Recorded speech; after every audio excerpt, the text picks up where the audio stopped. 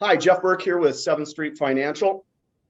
Today we are here to talk about college planning and specifically ACT testing. To help me with that, I am joined by Steve O'Toole. He is a teacher here in Eden Prairie, has been with the district since 1993, and he also runs O'Toole Educational Services, which is a service to help people with their ACT scores. So welcome, Steve. Thank you so much for joining here today. Why don't you tell us a little bit more about yourself, your background, and what your service does? All right. Thanks, Jeff.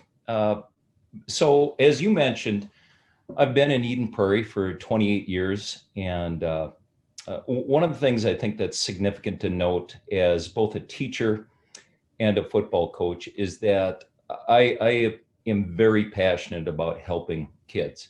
And I think that that is one of the keys to the ACT work that I do. It's a key, certainly, to the daily instruction that I provide in school, and then my role as the varsity football coach for Eden Prairie.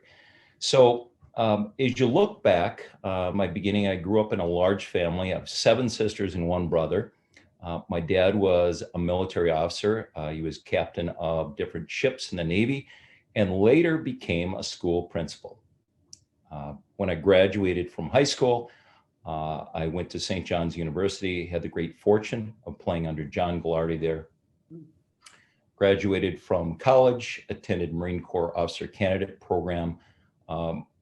Very challenging training that I went through, but again, if you talk to anybody who's done it, I think it makes every day better, and certainly very proud of that service. As you should be. Thank you. Yeah, began my service in 93 then, and it was about that time, actually a little bit before my time in Eden Prairie, that I started tutoring. I worked with high-level math students in high school, and along with that, some ACT work. And I had some parents ask me, could I do some instruction with ACT? And at that time, it was kind of the Wild West with the ACT. There were Kaplan programs, a couple others, but not much in terms of concerned kids at that point. Still basically were showing up. They just take the test, and wherever they landed, they landed. And so I worked with a few kids, and parents were very pleased with the results. And so then some of their friends approached me and asked if I could put together a course.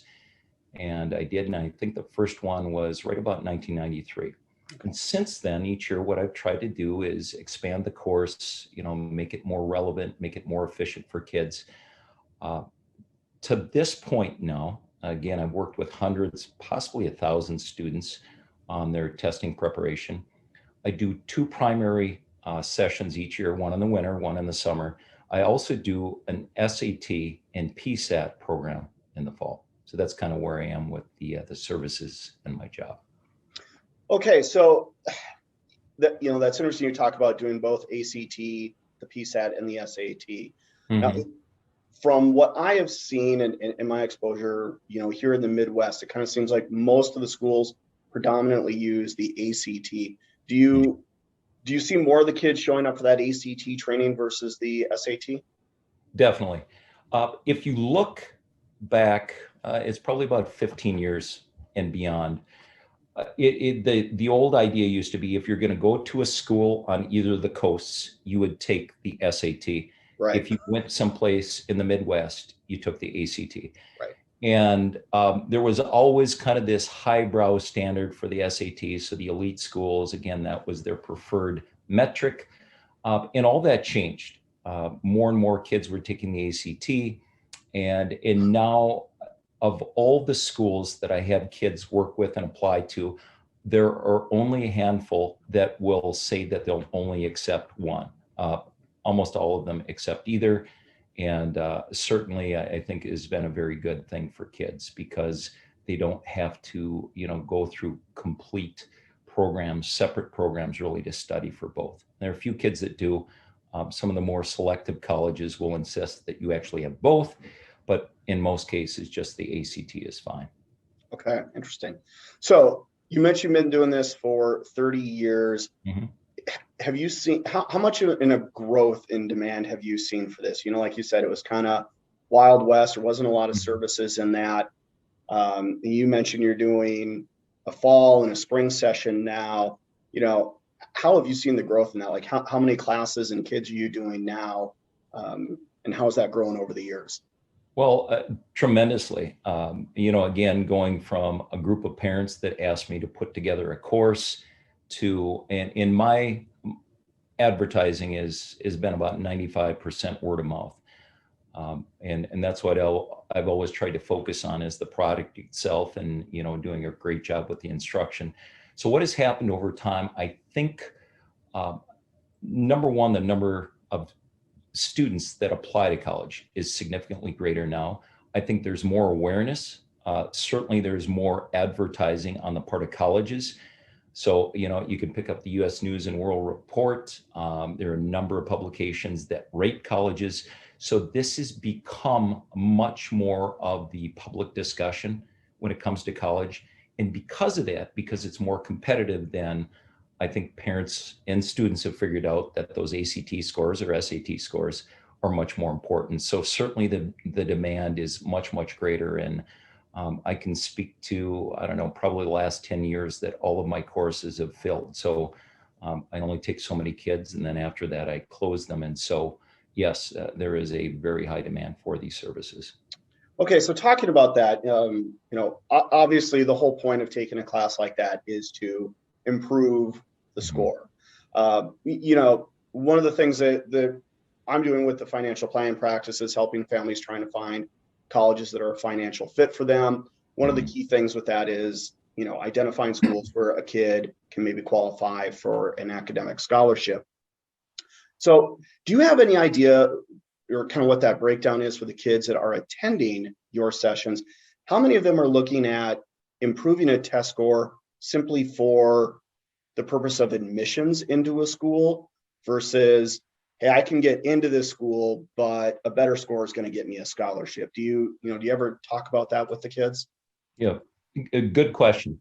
I would say this, both issues apply.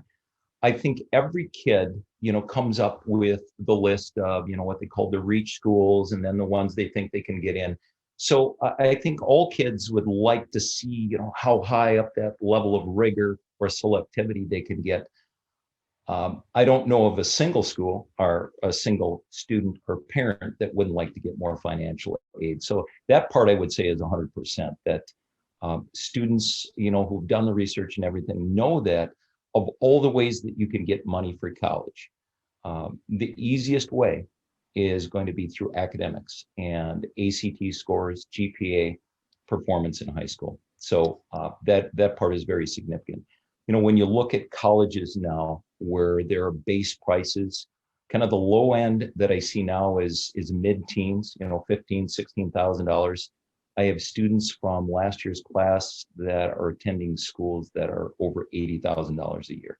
So the financial piece is very significant. And that's where I think something like your role too is so important for parents to consider. This isn't just a testing issue. This is a planning issue. It's a cost issue. You need to put all those things together. And what I tell parents, there really isn't a perfect fit, based on your scores or anything else.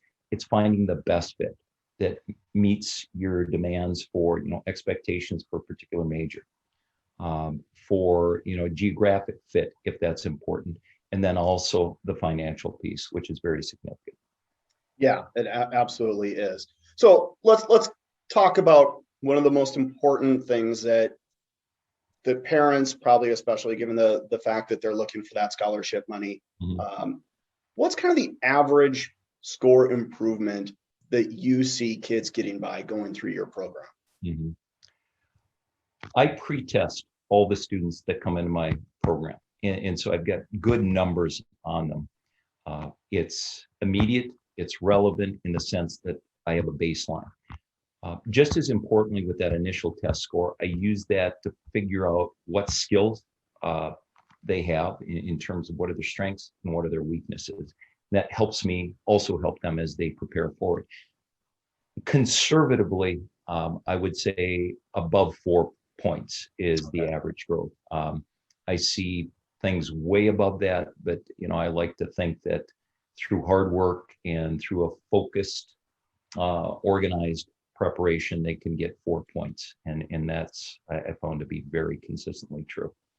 Well, and 4 points can make a huge difference. Going back to that point we were talking earlier about with the merit aid and the academic scholarships, for a lot of these schools, especially in the Midwest, if you can get in that even mid 20s, you've got schools that will offer $10,000 scholarships.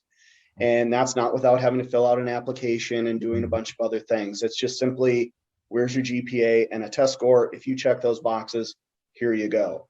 Yeah, it's significant. And it's graduated, as you said. I tell kids who, come in with a 19 score, I said, you getting to a 21 can get you $3,000 or $4,000 a year. Right. And so every bit helps. And so I think the misnomer here is that somehow this is for kids who, start off at a 33 and are looking up to move to a 35 or 36. It's for everybody, because when, again, you talk about that financial piece, this is a difference maker. And regardless of where you fall in that spectrum, it can help you. No, and my daughter, high school senior right now, so we've just gone through this process in last year ourselves. She's getting ready to graduate, and in full disclosure to everybody, she went through your program, improved her test scores quite a bit, but she was a little bit more on that lower end of things, not in that 30. She was in that group, just trying to get that score high enough to get those scholarships. But she did, and that opened up doors where we were getting offers anywhere from I think as high as $14,000 from schools in the Midwest, to certainly, so at $8,000 to $14,000 depending upon the school. And that just makes a world of difference, especially if they're looking at some of these out-of-state schools, because that brings them right back in line with some of the in-state school options. And nothing wrong with the Minnesota schools. They are great, awesome options. But if for some reason you went there and you're like, I'm not feeling it there, that to your point, there's a lot of things that go into the best fit, for the college for a kid. And it's really nice to be able to have a handful of options to look at that financially might be able to work. And then you can figure out those other key things. Hey, where do I fit culturally? Where do I think, I'm going to feel kind of at home? And, academically, who's got the strongest programs that I'm looking at? Where do I think I can succeed as a student? And so it's just so nice to be able to go through that and have more options. And that's one thing that families, what we're trying to get that message out to families is, open up your mind to some of these schools that you can look at, because it may not just be the in-state schools that you can afford. There really can be some out-of-state options that can be as affordable, if not even more affordable, in the end than some of the in-state options.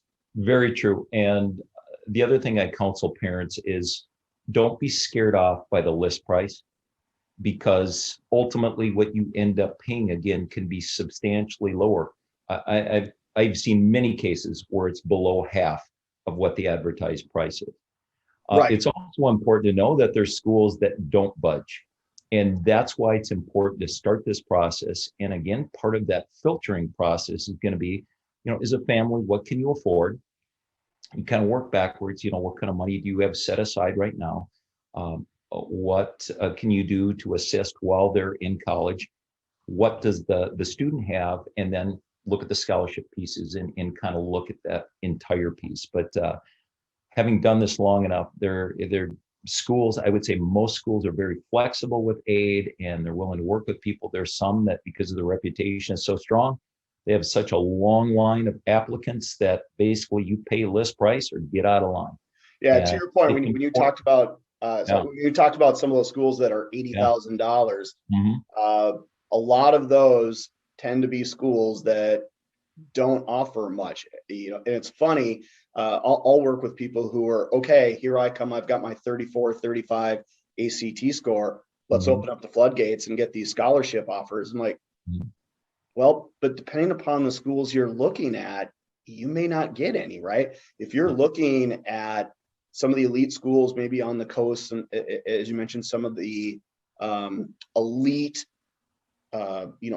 private schools, again, they're based on that reputation. They've got a waiting list. They've got plenty of people who are willing to pay full boat to get into that school. Now, they might be great with their need-based aid.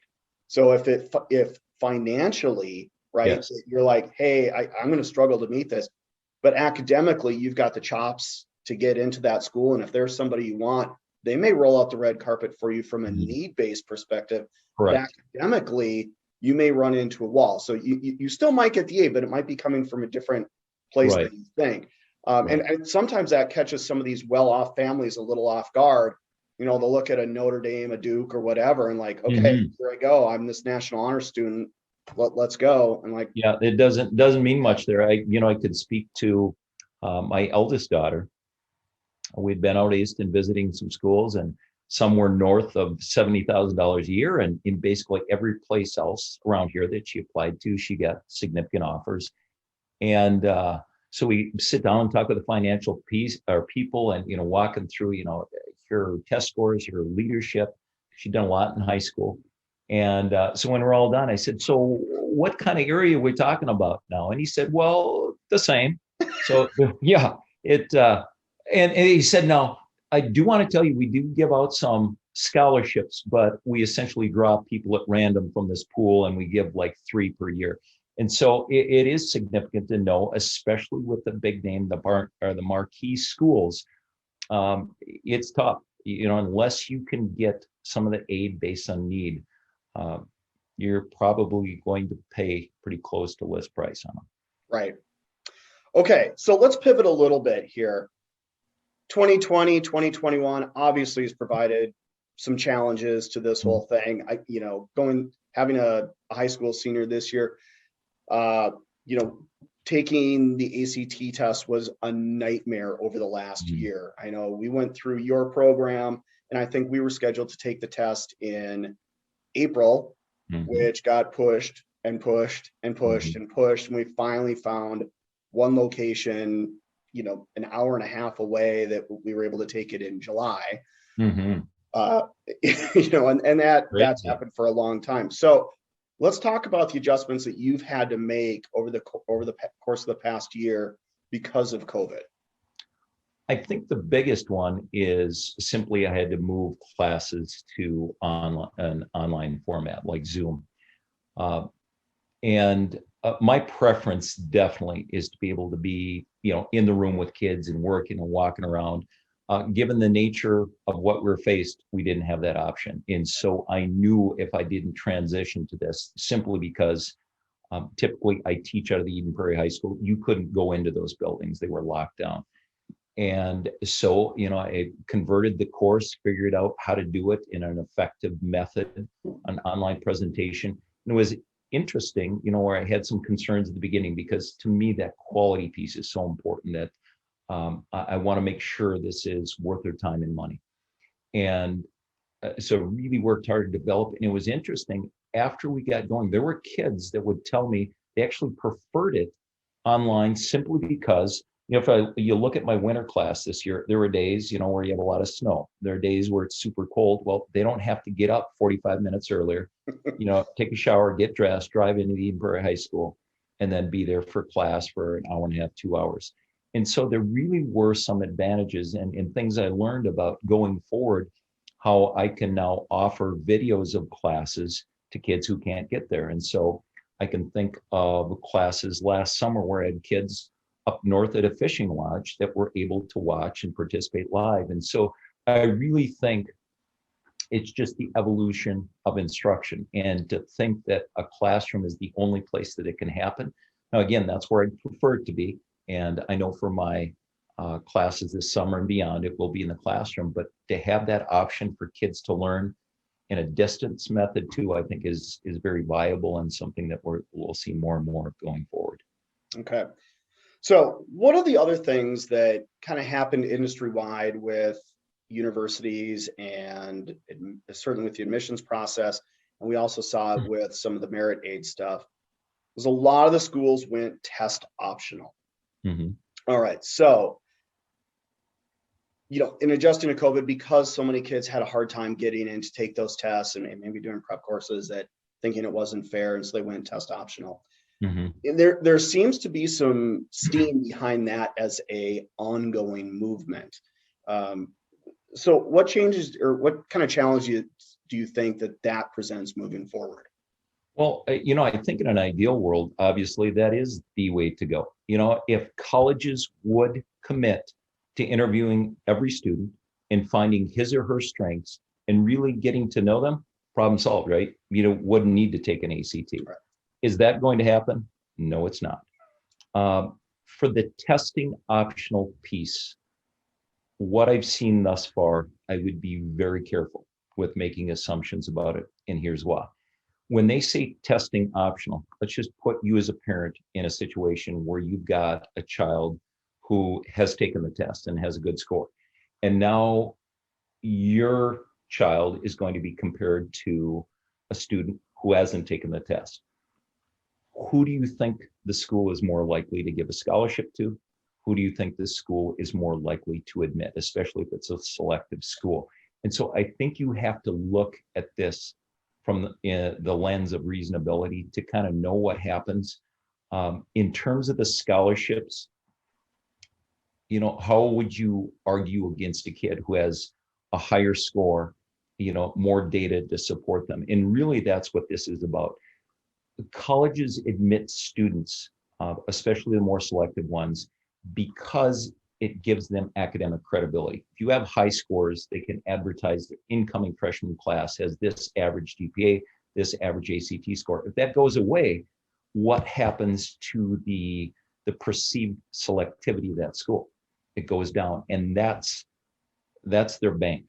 A good point. Yeah. And so I would just say I think it is good. I know a lot of kids who the ACT does not necessarily define them. But as a parent and as a student, you have some control in the sense that you don't necessarily have to forward your test scores. You can take it once, twice, three times, then decide. And maybe you want to then put more of your eggs into the basket that I'm going to make an exceptional application letter. I'm going to really build up my leadership and go those ways and really present myself that way. But you have that option. And I think to say that you don't want to take advantage of that option, I just don't know at this point that that would be the best decision. No, and you said something there that was very important, and I would hope parents hear that is, yeah, just because you take it, when you take it, there's that section in there that says, okay, here's the schools to forward your results onto. Mhm. Just leave that blank, Exactly. right? That will automatically forward it. If you do have a test score that you do want to forward, because you're like, hey, we think this is going to be helpful, you can always self-submit those test scores later Mhm. on. And I think one of the things that families really should take a look at when it's optional, I think, like you said, it's a data point that the schools can use. And I think use it to your advantage. Mhm. If you've got a great test score, use it, Mhm. right? If you know that you're above a threshold for that school scholarship, absolutely send it in, right? Because that's going to do nothing but help you. If that's going to help you with your admissions, whatever it is, if that's a score that you're real proud of and you think this is something in my plus column that's going to help me with that school, submit it.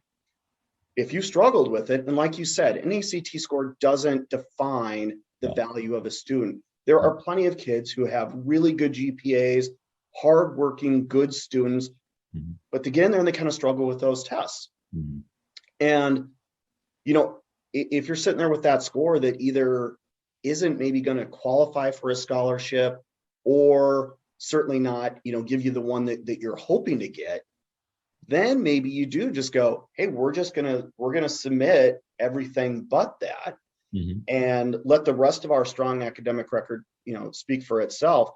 Mhm. What we've been seeing, in my space for schools so far here for this class of 21, and it's been a little bit of a mixed bag. Even with our own daughter, we saw schools that solely based it on the GPA. So before, where they would saying, hey, if you have a 3.7 GPA and a 26 ACT, here's your $10,000.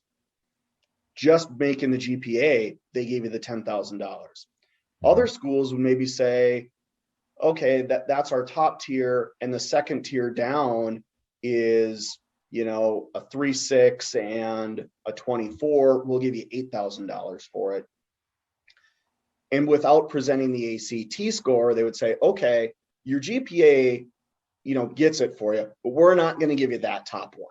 We'll give you that second one down, and here's your $8,000. But still, that's great. And for that, maybe that kid who struggled and has a 22, but has a good GPA, has that 3.7, 3.75 GPA, along with some honors classes, things like that, you can still get that scholarship. So I think the test optional may actually be a benefit to families moving forward, because they can play either side of the fence.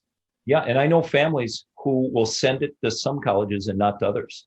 So they do that. I mean, it's not an all or none. So when you fill out the ACT, you put the actual code of the college that you want it sent to. Right. And I think you can select up to 6. So yeah, you get to decide. And the other great thing is too, for most kids now, they're taking the test, I would say minimum of 2 times and maximum of 4 times. You can wait until you're all done with all 4, pick the best one, and then have those results sent to whoever. Again, it just provides more options. And for people, I think that's what this is about. It's awareness, how the process works, and then having the best overall options so you can find that best fit. Right. Yep. Great point. Okay. So once the kids have completed the course, they've taken the test, they've got their test scores, what's the next step for kids then after that? Part of my class, and I really started to focus on this the last, I would say 5 or 6 years, is this idea of your college timeline. So if you back it up, what is most common now? Kids are taking ACT prep in the summer after their sophomore year. That's most common. I have some kids, some advanced kids in 9th grade, some kids whose summer doesn't work, and so they'll take it in the winter of their sophomore year.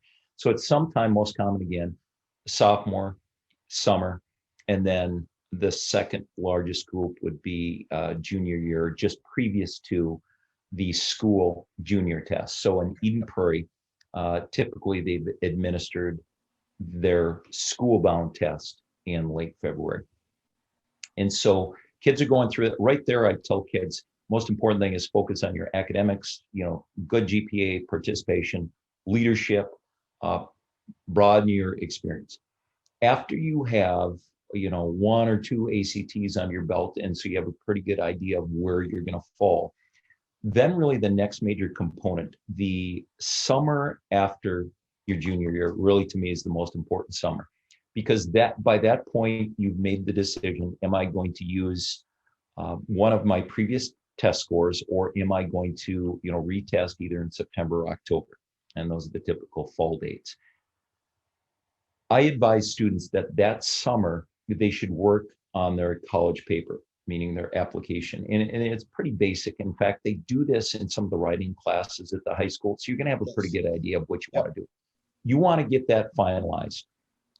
Your senior year is busy, and there are a lot of emotions for kids. So the more of that you can get done in the summer previous to when that hectic fall season starts, the better off you're going to be.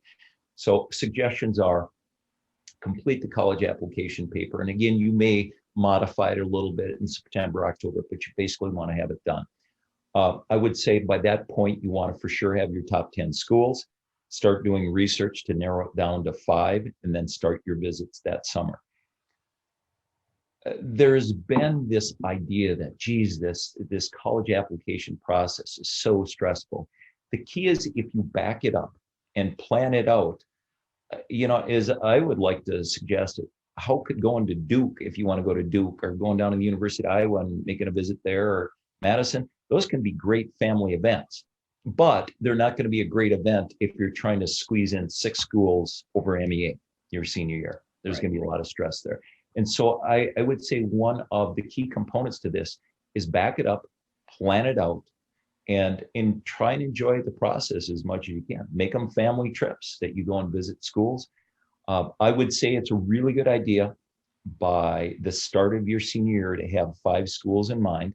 Again, you should look at programs and reputation and cost and everything. Make sure you visit those schools, and then as you go forward, put in the applications, kind of see where things fall, and make your choice from there. Okay, great.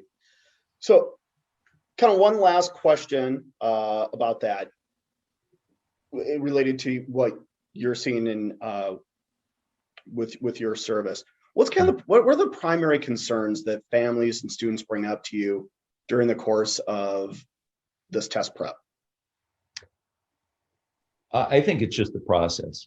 Okay. But again, parents that, talk amongst each other and, oh my gosh, it's so stressful and there's so many things to do and whatever. I would say just relax, slow down. And it starts really with a conversation. And hopefully you start that conversation maybe in ninth grade.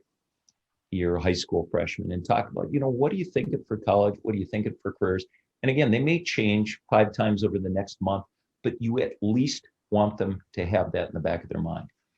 And then, as you get closer, then you're talking about the ACT prep and in the process, the application, obviously the finances. And that's why part of this process now, is critical to get your finances in order. And that's where a service like yours becomes so valuable, because again, it's not just about your GPA or ACT scores. The finances are really an important part of this, to say, okay, where can we consider, and let's work back from there. So I think it, more than anything else, it's providing a reference point, somebody who's done this for a long time that can answer questions and kind of help them through this process. I think that's the biggest concern. They know that, for you to score better, you're going to have to do practice and review testing concepts. That part's pretty easy. They understand that. It's everything else that really, I think most parents have questions about. Okay. And I love how you frame that as part of this process. You mentioned the service that I'm providing at 7th Street Financial, and I refer to that as late stage college planning, right? A lot of people think about college planning from a financial advisory perspective, and it's, okay, how much do I need to put in my kid's 529 to be able to pay for school? Where we're at dealing with these kids that are high school sophomores and juniors, that's kind of done, right? You're not going to make, hopefully you've been saving along the way at that point, right? Yeah. All right, it's tough to start that process as a high school sophomore and junior and get to where you want to be. So with the late stage college plan, what we're looking at is getting in front of families then. And as you talked about that process of narrowing down schools and getting from 10 to 5 by the time you're a high school senior, what we want to do is work with families to say, all right, come to me with that list of 10 schools. And what I can do for you is, given the kind of academic standards that the kid has set for themselves, we have a pretty good idea of where they're going to end up with, right? You've either taken a PSAT maybe at that point. These kids have taken standardized tests all throughout their history. They've got an established track record of how well they do on those. And if you're consistently scoring, in those 90th percentiles, you're probably going to do pretty well on the ACT and SAT. Likewise, if you have scored traditionally in the 50th, 40th percentile, take a class like yours, do as good as you can with it, but we're probably not looking at that being a, 30 or something like that, right? That's like, hey, can we get that up into those low to mid 20s where we're over that threshold to get the financial aid or get the merit aid, sorry. So if we can work with those families as their sophomores and juniors and get that list of 10, we can kind of say, hey, here's what we can expect you to pay at each of these schools. And then you can kind of figure out, all right, and that can hopefully be a factor in narrowing that list down from 10 to 5. Now, if you've got that list of 5, and the beauty of that is you kind of already checked the finance box then. Like, all right, we know roughly what we're going to expect to pay. Maybe we were hoping some of these others were going to pan out, but gosh, if that's going to run $70,000 a year, that's just, that's too rich, right? We got these others that we think we can afford based on what other financial resources we have and what we could expect from need and or merit-based aid. Then as you go do those visits, you're just worried about the fit for the kid and the academics, and you've kind of don't have to worry about the financial side. But the key to that is to start that process early. Yep. If you get going too late with that, and fortunately, for our own family, we made a decision to go tour a bunch of schools after our daughter's sophomore year and early junior, which was great. Very fortunate because everything shut down with COVID. There's a lot of families this year that are kind of been stuck behind the 8 ball as far as doing those tours because they just haven't been able to get in-person visits on those campuses this year. So, that's one thing. I love how you describe that as a process. Where I look at it from the financials, again, it's let's get in front of it, figure out what schools you can afford right away, and then you go do the visits, and you don't have to worry about, hey, what are they going to come to us with financial aid or not? We already have a pretty good idea, and now I'm just worried about, does my kid like it? Do they feel at home? And are the academics a good fit? There you go. And I think how this all works together, if you look at where I typically start working with kids, after their sophomore year, it does that because now you're starting to plant that seed. You're talking about where you're going to send your test scores, all those things. And what you're doing, each step de-stresses, I think, families. The more you push to the end, it's not like the 1980s when I went to high school and, most kids wake up one day, they go take the test and they get the results and they say, well, I'm going to apply to these schools and I'm going to go there and what happens. It really does. If you start this early and start the planning, and again, I do a fair amount of work with kids in this regard as part of my class, that you get those things done early. And so therefore, again, the finances and the visitations shouldn't be something that's overly stressful. It's kind of nice to know, again, what's a list of schools that I qualify for academically, financially, which ones fit our profile, reduce the number, focus your list, visit the schools, and then make a great choice. The other thing I think that's significant for parents to know, there is no perfect school. Your child could go to Harvard and have a horrible experience. Correct. Your child can go to Normandale and have a first-class education. It really is about the commitment of the student. And the one thing in all this, it's this college selection process is awesome, but understand that ultimately this is going to be about a child committing to the school. And therefore, I don't think parents should feel guilty or shame because they can't afford, brand name school. Nothing could be further from the truth. They can go to any school and get a great education. And that's the wonderful element in all this, that you have great options. And what you want to do, again, is maximize yours, provide opportunities, and find that best fit for your family. No, and that's a great point there about the number of options. And it's funny you mentioned that, the way you phrase that, because I always tell that to my daughter, you're going to get out of it what you put into it. Yeah. We've been going through this process for the last couple of years, and she's narrowed down. She's going to be going to Iowa State in the fall. And I'm like, yeah, it's a great school, and we've looked at a lot of other great schools, and your enjoyment at this university is going to come down to what you put into it. Are you going to get involved in clubs and activities, be it the Greek system, intramural sports, your academic clubs? How much are you going to commit to it on that academic side? And the more you put into that of yourself, the more people you're going to meet, the more friendships, the bigger the network. Like, you will just have a better overall experience. If you want to sit in a dorm in an apartment and watch TV and Netflix and just go to your class, your experience is going to be completely different and probably less fulfilling. And to your point, let's be honest, what's not to love about college, right? Every parent, you're like, oh boy, to have that opportunity again. And that's, I think, an important thing to think about. Go there and buy in, right? Get involved, enjoy. It's 4 great years of your life. It is.